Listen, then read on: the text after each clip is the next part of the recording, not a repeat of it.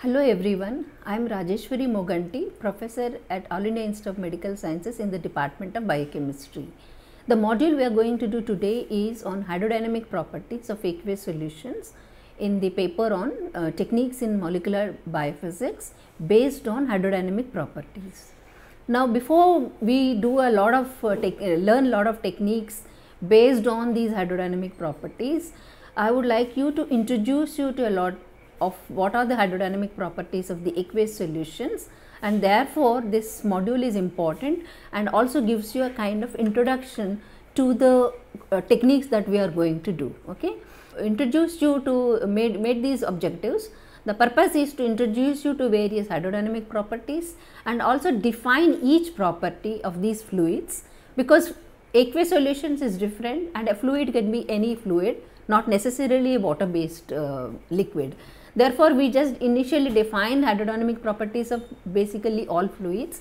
Then of course, we will go in detail to the hydrodynamic properties based on which all these techniques are will be discussed in this paper. Okay, so the main objective is to define and discuss the various properties. The first one is a diffusion, then we will discuss osmosis and reverse osmosis, water potential, coagulation, surface tension, buoyancy and also electrohydrodynamics. This is something different and something new topic for many of you. So, all these hydrodynamic properties will be discussed in more detail one after the other. So, with that let me start my introduction. So, what is actually a fluid dynamics? When we talk about the fluid dynamics, I would like to tell you that before the 20th century, that hydrodynamics was actually synonymous with fluid dynamics, but now fluid dynamics and hydrodynamics have been discussed in much more, it has evolved as a different branch, the hydrodynamics subject. In physics and engineering, if you talk about it, the fluid dynamics is actually sub-discipline in the fluid mechanics. So, you can consider that all these are kind of synonymal definitions and terms that are being used with in describing any of the flow of these liquids, fluids. It could be a liquids or it could be even a gas. Therefore, it has several sub-disciplines including aerodynamics and the study of air and other gases in motion and hydrodynamics. All these are actually come under a kind of dynamics with related to fluid as well as liquid. The more importance of the fluid dynamics, which also has lot of applications, including calculating the forces and moments on the aircraft, determining the mass of the flow of the rate of the petroleum through pipelines. These are all about particularly about the fluid dynamics, which I will not be discussing in detail in this module, because the purpose of this module is to introduce you to hydrodynamics. So, I am just giving you the terms that you come across in fluid dynamics. Okay. So, these petroleum industry uses this a lot, the fluid dynamics, and also predicting the weather patterns, understanding of the interstellar spaces, modeling, fission of, and these kind of things all use a lot of fluid dynamics.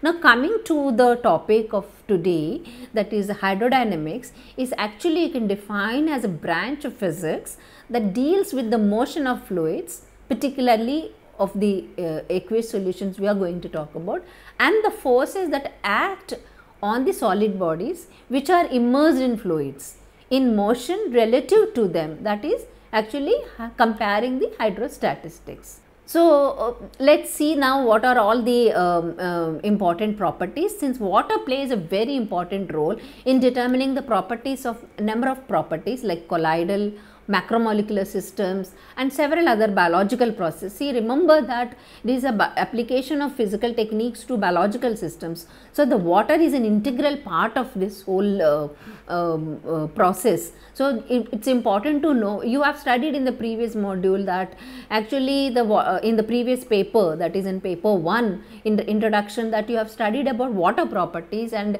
physical and chemical properties of water. But what we are going to study now is about the liquids, the aqueous solutions which are integral part of any biological system. Therefore, some of the important physical properties and chemical properties which we are going to discuss is on diffusion, the osmosis, reverse osmosis, water potential, coagulation, surface tension, and finally the electrical conductivity, and that leads to the electrohydrodynamics. So, now first the term is a diffusion. It is a very simple term, and this can be defined in many ways, but it is actually the solute particles which actually move from the concentrated side of the solution to a less concentrated side of the solution. It is a very preliminary, one can understand with easily, which also the flow is actually uniform, and also depends if you are using one direction, it could be based on a directionality, or if you are using in a system, that is a flow can be multidirectional depending on the system you are actually using. So, the rate of diffusion actually is influenced by the temperature, of course, and also the size of the solute particles. So, the smaller the particle size, the higher the rate, and also the, if you have example is a simple this thing which I have shown you in the figure, that if you take a higher concentrated solution, for example sugar, and then you try to mix with a spoon of sugar into your water, and actually this becomes an irreversible process as far as the solution is concerned. It does not matter that the movement may be a kind of high concentration to a lower concentration, but down the concentration gradient. So, remember that, because some of the terms we will be come across will be not necessarily in the direction of the concentration gradient, but against the concentration gradient also it can occur, but diffusion is basically a concentration gradient term, and movement will be towards the higher to a lower concentration. So, the figure you show that I have shown you, so any example you can take a number of examples, that it could be even in gases also can move from a higher concentration to a lower. It is not necessarily only for the aqueous solutions, but we will be discussing in terms of only the aqueous solutions. So, the next one will all tell you about the rate of diffusion. Now, the rate of diffusion is also dependent on the concentration. If the concentration gradient is steep, then the diffusion will be faster. Like for example, you see in this thing that if you have the concentration on the fast rate of the diffusion picture, you see that if the concentration is higher, it will be fast, and if there is a low steep in the concentration gradient, then obviously the rate will be low. It is a very preliminary and a common sense to understand. The second hydrodynamic property and very important one is the osmosis.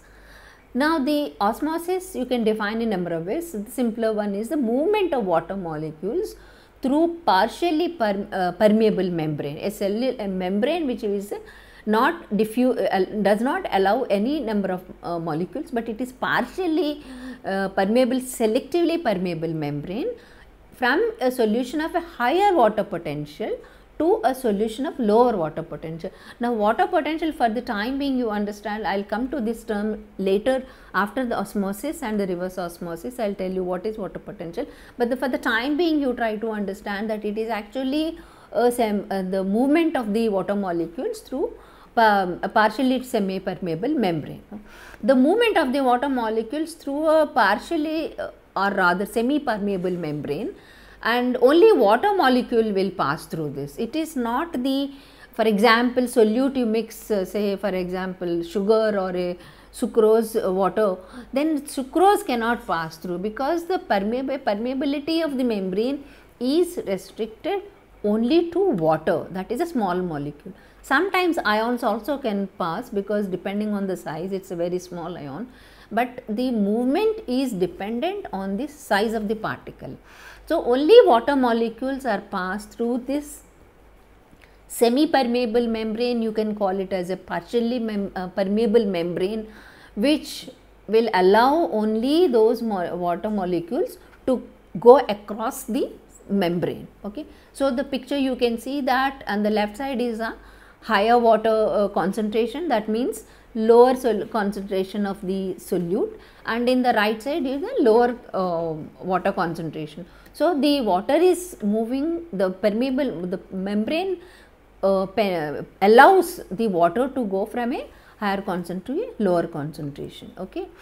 So here I would like to, after introducing you to the semi-permeable membrane, let us now discuss the same property in terms of the biological systems, that is cells. If you keep each cell has its own pressure inside because of the concentration and because of the solutes which are present in the cell. Now there are three terms which you commonly come across: hypertonic solution, hypotonic solution and isotonic solution. Now the osmotic pressure of these cells can be measured by placing these cells in a series of solutions, with different osmotic pressure, because cell has some certain pressure inside the cell, and therefore if you keep the cells in a particular concentration, or where the particular pressure, that could be higher, lower, or it could be same pressure as that of the cell. So hypertonic solution, as the name says, hyper, if the osmotic pressure of the solution is greater than that of the cell, then water will pass from the cell. Remember, it is from the cell to the solution, although cell has a lower osmotic pressure. So from the cell to the solution, and therefore what will happen? The water is going from the cell to the outside, so the cells shrink. This is a very common thing, and such a solution we call it as hypertonic, and therefore the shrinkage of the cells is actually a term biologists call it as a plasmolysis. So the hypertonic solution and plasmolysis come, you will be doing much more in detail in the paper on membrane biophysics, which will be coming much later. So you should be familiar with these terms. Now comes the hypotonic solution. Suppose you take these cells and keep it in a lower osmotic pressure, a solution with a lower osmotic pressure. What will happen? If the solution has a lower osmotic pressure than that of this cell, water will pass from the solution into the cell. Therefore, the cells will swell, and therefore this solution is called a hypotonic solution, and this is a very common phenomena. Whenever you keep such cells, they actually become bigger in size and the water penetrates into. Sometimes if it is very high, of course, then the cells will burst also. Now the third one, which actually we do not want the cells to shrink, neither to shrink nor to burst. So what you are usually should do, rather commonly done, is to preserve the cells in a concentration or in a pressure where it's the same as that of the cell. Therefore this solution is called the isotonic solution. So if the solution has the same osmotic pressure as that of the cell, will neither shrink nor swell. So that will remain in the same format. Thus, if the osmotic pressure of a solution is isotonic to a cell, which is known as the osmotic pressure of that cell. Okay. So these terms are important and will be used much more in the later topics. We have introduced you to the definition, now different terms which so far used in diffusion, osmotic pressure, but what I would like to give you examples with the biology in which you come across very frequently. So definition of the diffusion is given. The example is the exchange of gases from the lungs to the body, because the lungs have take the oxygen, and of course the hemoglobin structure and functions you will be doing it in paper 4 on biomolecules, how the lungs can help the oxygen supply from lungs to tissues, body tissues, and that is one good example of diffusion in the biological system. Similarly, the osmosis, the absorption of the water by the small intestine and kidneys is one good example. Then there is one more term, osmosis, but at the same time here you need the normal osmotic is a phenomena where you do not need any extra energy. Now what is a term called the active transport? Here what you do is the movement of the molecules from the area of the lesser concentration to a higher concentration, but but they require ATP because it is against the concentration gradient. Now the example is a very good example, absorption of the amino acids and small molecule, after the proteins dissociate amino acids, even glucose, small molecules by the cells of the small intestines. So this is one example. Then filtration is also another example. Formation of the tissue fluids is the first step in the formation of the urine. Then phagocytosis is a term, plasmolysis is a term. Then where phagocytosis, you call it as a white blood cells which engulf the bacteria, and in a pinocytosis what we call it as a cells of the kidneys, for example tubules, reabsorb the small proteins, small molecules and small proteins, so that the protein the small molecules are not wasted, but the body actually reutilizes by reabsorption. Okay, so the next one, reverse osmosis. This is something very important and very interesting which you come across in everyday life. Reverse osmosis, as the time says, is the reverse process of the osmotic pressure. That is a process where in which the pressure is greater than the natural osmotic pressure is applied at a higher concentration side of the membrane. So the water is forced to travel through the membrane from the higher side to a lower side. So this is against the normal procedure. So this is why it is called the reverse osmosis. Now this is a very good example where you do the water filtration, which is commonly used in every day in our homes. The RO water is actually based on this principle only, that it removes a lot of ions, that is the TDS is the dissolved salts, and reverse osmosis actually works on the same principle as osmosis, but it is in the reverse direction, and therefore the reverse osmosis membrane also holds back suspended impurities such as soil and also these small ions, salts, colloidal particles, microorganisms, etc., etc. So this is one of the phenomena which you have a day-to-day example in your everyday life. So the water potential is another term which is associated with the osmosis, and whenever a solute movement is blocked by a semi-permeable membrane, it will transfer the momentum to it and therefore generates some pressure. So since the velocity is the same as that of the free molecule, that is movement, the pressure will be same as the pressure of an ideal gas or of the same molecular concentration. Therefore the osmotic pressure is given by Van 't Hoff equation, which is called the pi equal to CRT, where C is the molar solute concentration, R is the gas constant, and of course T is the temperature in absolute Kelvin degrees. So therefore the osmotic pressure does not depend on the solute type. Remember, we are not talking about the chemical nature of the molecule, but we are just talking about the solutions where nothing, only the size is involved, and the pressure, volume, temperature, these are all physical properties. So the hydrodynamic properties, we do not talk about the chemical nature of the solute. That is one thing one has to remember. And the osmotic pressure does not depend on the solute type or its molecular size, but only on its molecular concentration. So this actually you can call it as a colligative property. So one of the important colligative property where it does not depend on the type of the solute. So the water potential is you can call it as a measure of the tendency of water to form from one place to another, and water potential can be defined as a potential energy of the water per unit mass of the water in the system. Therefore it can also be defined the tendency water to enter or leave a cell, which in biological terms we call it as whether it is able to enter or not. So what we discussed so far in this section is only the osmotic effect on water potential. So if you talk about the total water potential of a sample in the sum of say some components, you can have different components. What are the components which are involved is a gravitational force is involved, then of course a metric, osmotic and pressure. So if you combine all of them, the water potential gradient, the molecules move from high water potential to a lower potential. that is called the down, towards the lower potential gradient.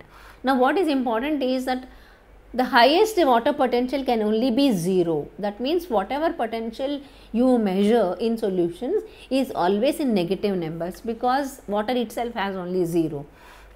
Now the pressure, as it is similar to the pressure, so the units of the water potential is given in pascals, normally in kilopascals. So this is just one example I am showing you on the slide, that if you have a higher water potential, the solution with a high water potential to a solution of a lower water potential, and only those water molecule pass through the membrane, and for example here it is shown as a sucrose water solution.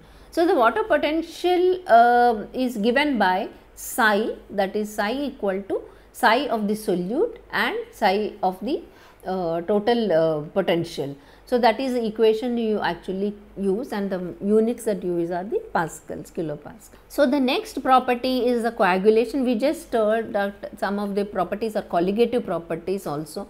You normally in physical chemistry you hear this term as a coagulation under the colligative property.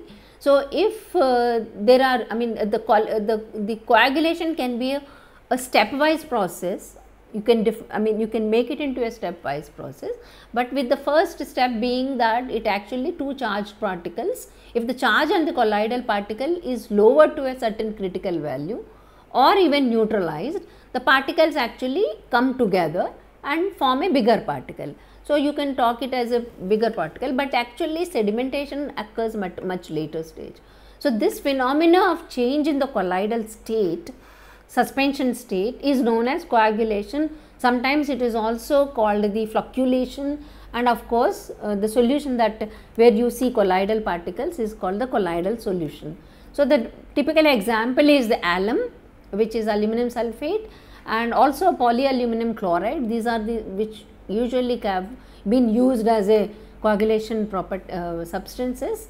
Here you see that I am showing an example where two negative particles, if the charge is removed, they come together. Even proteins, you see in a whole lot of 2-3 modules that will be done in paper 4 on protein coagulation and protein precipitation. So the coagulation that leads to flocculation, that is the second step you see on the figure.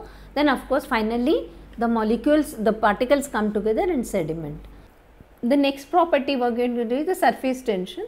Surface tension again has a lot of applications in biology, in living systems. Surface tension is a contractive tendency of the surface of a liquid, normally we are talking about water, that allows it to resist in an external force. Okay. So the surface tension is an important property that is markedly influence on the ecological systems, and the cohesive force among the liquid molecules are responsible for this phenomena. So the surface tension is given by gamma, a magnitude f of the force that exerted parallel to the surface of the liquid divided by the length or the level of the water that on which the surface is there. So that units of surface tensions are given by dynes per meter or N by m, and water has a surface tension of about 0.73, and among the liquids, and its property has a great biological significance. The surface tension expansion of water, rise in the glass capillary is one simple example you must have done in chemistry class, and the behavior of the liquids is called the capillary action. The observations or the phenomena can be based solely on the property of the surface tension. Now one of them is in the bulk of the liquid, right? You see on the first picture, in the bulk of the liquid each molecule is pulled equally in all the directions by the neighboring liquid molecules. But when you are talking about water molecules which are on the top layer, actually have show surface tension, because the water molecules inside, if you keep water in a beaker and the inside those water molecules have got directionally in pulled by in each direction. But if you talk about the molecules on the top layer, actually they are actually getting pressure from the lower part of it. So the molecules at the surface do not have the other molecules on all the sides of them, that therefore they are pulled inwards. So that is one thing that can be explained on the surface of the water molecules present on the surface. The second is very simple example of water which is on a leaf, that also has a surface, because of the surface tension, that is creates some internal pressure and forces the liquid surfaces to come into contact with the minimal surface. And the third is of course the capillary action, which can extrapolate this property into the water that reaches in trees which are very tall. Here also it is the easily can be understand is that the droplets of water tend to be pulled into the sphere by cohesive forces of the surface layer, and in the absence of such forces, actually including gravity, the drops actually of the water molecules would be spherical, but the spherical shape minimizes the necessity of the necessary to create a wall tension, and therefore by the surface layer according to the formula, that is a Laplace law. Now along with the surface tension, a term which buoyancy, which you come across, which again explains a lot of properties which are easily understandable. Now buoyancy is the force that is applied upward on any object by any fluid. Okay, so this is actually based on the Archimedes principle, which states that the buoyant force is applied to any object that is equal to the weight of the fluid the object displaces. This is a good example to understand that how much such huge ships with heavy ships which float on the water is simple Archimedes principle, that I have shown you the method, how the examples are given on your this thing, that how the Archimedes principle can be applied and understood in terms of these observations or the phenomena you come across every day. Now the last term we are going to do in the hydrodynamic property is electrohydrodynamics. Now before that, which actually we to understand the conductivity property, because although electrical conductivity is not conductivity by itself is not a hydrodynamic property, but I have to introduce you to conductivity before we go into the hydrodynamics. So what is electrical conductivity is simply that electrical current results from the motion of electrically charged particles in response to forces that act on them, and from in an electric field that we apply on it. Within most of the solid materials, a current arises from the flow of electrons, which is called electrical conduction. So the electron flow. That based on this, actually electrohydrodynamic branch has been developed. This electrofluid dynamics also, as initially told, that the fluids and are the term which was used mostly for even for any liquid. But here of course we will be talking about more of water, but synonymous is the electrofluid dynamics or the electrokinetics, which is a study of the dynamics of the electrically charged fluids. So when we talk about dynamics, again it becomes a more of a hydrodynamic property. So it is a study of the motion of the ionized particles or molecules, that their interaction with the electric field and the surrounding fluid. So the term may be considered to be synonymous with rather than the elaborate electrostatic hydrodynamics. So ESHD also is one term, can be called similar to that, but ESHD covers the following types of particles and fluid transport systems like electrophoresis, electrokinesis, dielectrophoresis, electroosmosis, electroporation. All these terms phenomena are related, but direct conversion of the electrical energy into kinetic energy. So in the first instance, what I would like to say is the shape of the electrostatic fields creates a hydrostatic pressure, and in that, if there is a dielectric medium is there, for example water, and when such a media or the fluids flow, a flow is produced, and in the medium with a dielectric constant D, and that is produces a current. So such flow can be direct against, it could be directed against the electrodes and generally move towards the electrons. So in such a case, the moving the structure acts as an electric motor. So practically the in this thing EHHD are commonly used, and electrohydrodynamics also used in the cooling systems which you is applied.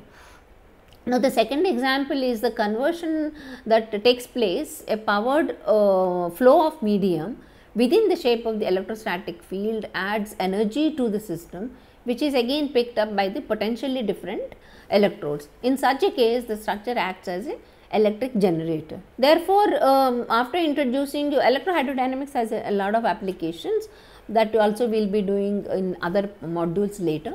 So, with that what I try to do in this module is to introduce you to all the terms, because each term will be used and then based on that hydrodynamic techniques will be discussed in later modules of this paper. So, in summary, that I have introduced you to the hydrodynamic properties of aqueous solutions, diffusion, osmosis, reverse osmosis, water potential, coagulation, surface tension, buoyancy and electrohydrodynamics. So, the definitions, units and the equations and their application, I mean in a gross view how they are important, and I made you to I have tried to make you appreciate that these terms are very important, based on which the techniques that will be discussed in this paper are based. Thank you.